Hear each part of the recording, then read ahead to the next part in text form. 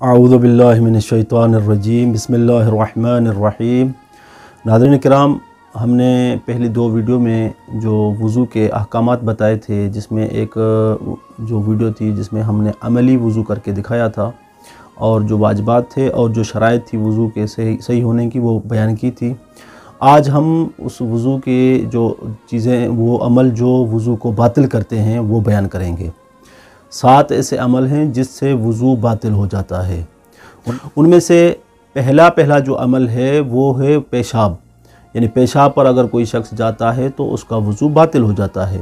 اس کے بعد دوسرا جو ہے وہ پاخانہ، یعنی پاخانے پر اگر کوئی شخص جاتا ہے، یعنی رفع حاجت کے لیے کوئی شخص جاتا ہے تو اس کا وضو باطل ہو جاتا ہے، اس کے بعد اس کو دوبارہ وضو کرنا پڑے گا۔ اسی طرح تیسرا جو مبطلات وضو میں سے ہے ہوا کا خارج ہونا، یعنی مقعد سے ہوا خارج ہوتی ہے تو اس کا وضو باطل ہو جاتا ہے۔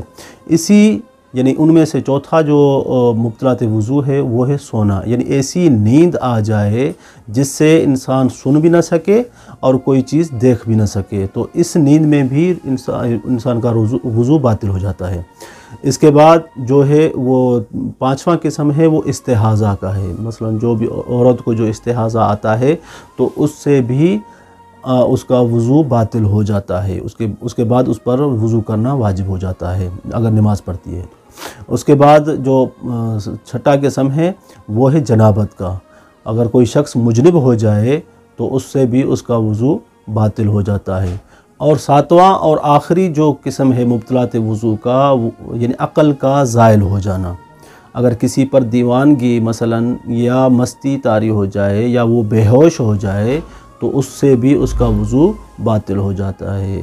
والسلام علیکم ورحمۃ اللہ وبرکاتہ، وصلی اللہ علی محمد وآلہ الطیبین الطاہرین۔